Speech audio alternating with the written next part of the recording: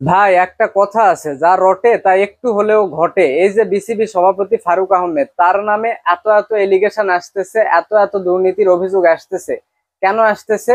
নিশ্চয় সে কিছু করছে, নিশ্চয় কোনো প্রমাণ আছে, এই জন্যই আসতেছে। এখন এমন কিছু ঘটনা আপনাদেরকে বলবো, মনে করিয়ে দিব, যেগুলা শুনলে, বুঝলে, একটু মিলিয়ে নিলে আপনারা দেখবেন ফারুক আহমেদের নামে আনা যত অভিযোগ আছে এইগুলার সাথে কিছুটা হলেও সত্যতা পাবেন।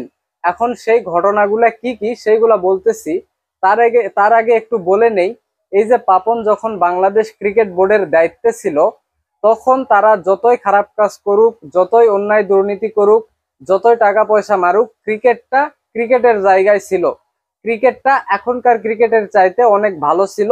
এখন বর্তমানে বাংলাদেশ ক্রিকেটের যা অবস্থা, এর থেকে অনেক গুণে ভালো ছিল। ইভেন বিপিএল, লাস্ট বিপিএল যে রকম হলো, এর থেকে হাজার গুণে বেশি ভালো বিপিএল পাপনের সময়ে হয়েছে। এখন আমরা মনে করতেছি পাপনের সময়টা সবচেয়ে দুর্নীতিগ্রস্ত ছিল। সেই দুর্নীতিগ্রস্ত সময়ে বিপিএলটা কিন্তু এখনকার চেয়ে অনেক ভালো হয়েছে। এখন কিছু ঘটনার কথা বললাম, সেই ঘটনাগুলা বলি। এখন এই যে হাসিনা দেশ ছেড়ে পালালো, তারপরে পাপন পালালো, এরপর আপনার আসলো হচ্ছে ফারুক আহমেদ। বোর্ডে ফারুক আহমেদ আসলো।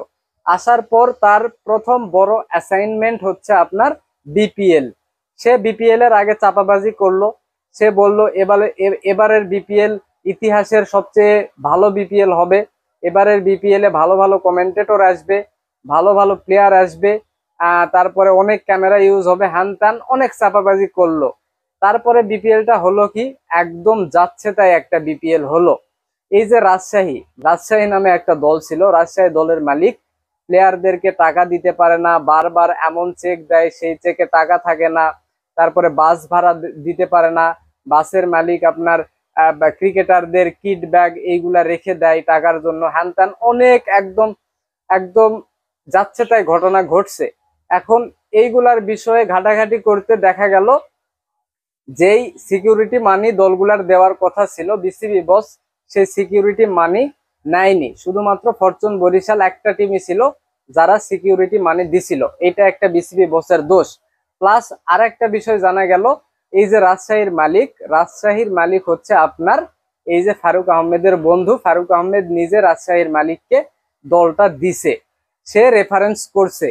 এইটা এইটা জানা গেল। তার মানে বোঝা গেল, যেই দলটা সবচেয়ে বেশি দুর্নীতি করলো এই বিপিএল এ, সেই দলটার সাথে সংশ্লিষ্টতা আছে বিসিবি বস ফারুক আহমেদের। এই একটা ঘটনা গেল। তারপরে আসলো নাজমুল আবেদিন ফাহিম। নাজমুল আবেদিন ফাহিম বিসিবিতে আসলো, অনেক শখ করে ভালো কাজ করবে, এবার একটা সুযোগ পাইছে। আমরা সবাই জানি সে একজন সৎ ব্যক্তি।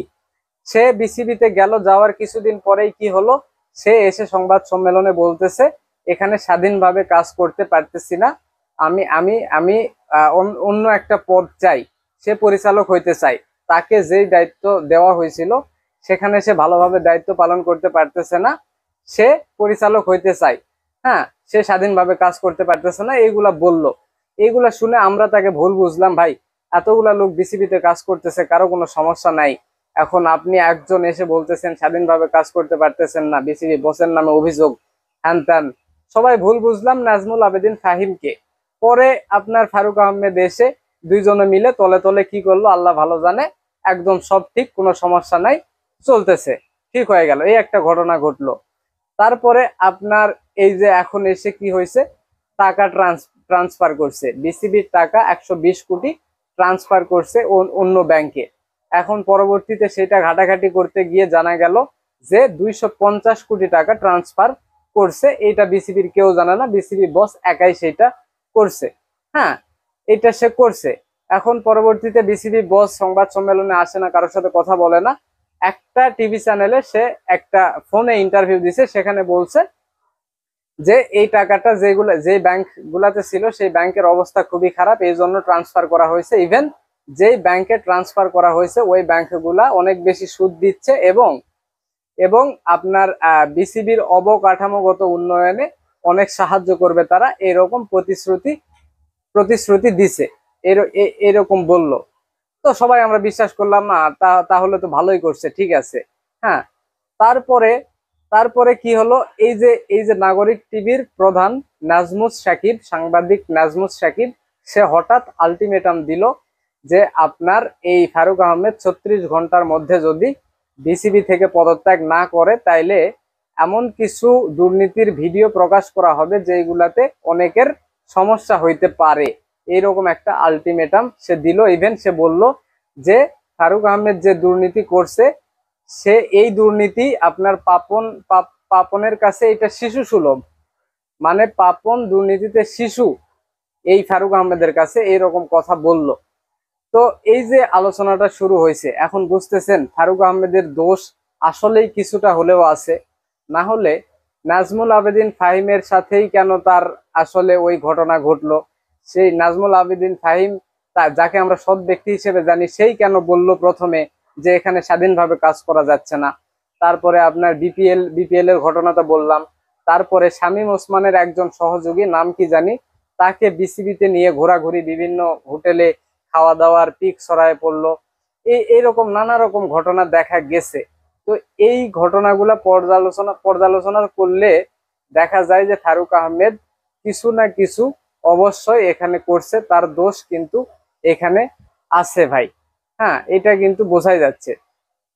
এই হচ্ছে অবস্থা। এখন 36 ঘন্টা পার হইলে দেখা যাক বাংলাদেশ ক্রিকেটে আবার নতুন কোন ঝড় আসলে আসে। এখন দেখা যাক তারা আসলে, মানে কি বলবো, শুধুমাত্র মুখ পাল্টাই। হ্যাঁ, আপনার আপনার অভ্যাসগুলো সেমই থাকে, দায়িত্ব থেকে অন্যজন দায়িত্বে আসে, কিন্তু অভ্যাসগুলো সেমই থাকে। এই হচ্ছে বাংলাদেশের অবস্থা। দুর্নীতি একদম ধরেন আপনার একদম রক্তে মিশে গেছে, এইরকম একটা অবস্থা। দুর্নীতি করবা ভালো কথা, করো, সমস্যা নাই, কোনো সমস্যা নাই, ক্রিকেটটা ক্রিকেটের জায়গায় রাখো। ক্রিকেটটাই যদি ধ্বংস হয়ে যায় তাহলে দুর্নীতি করবা কিভাবে ভাই? ক্রিকেটটা আগে ঠিক রাখো। পাপন যেটা করছে, যত ইচ্ছা দুর্নীতি করুক, হ্যান ত্যান যা ইচ্ছা তাদের ব্যাপার ওইটা, কিন্তু ক্রিকেটটা ক্রিকেটের জায়গায় ছিল। তার আমলে ক্রিকেটটা অনেক ভালো ছিল। অন্তত বাংলাদেশের বর্তমান যা অবস্থা, এর থেকে অনেক বেশি ভালো ছিল।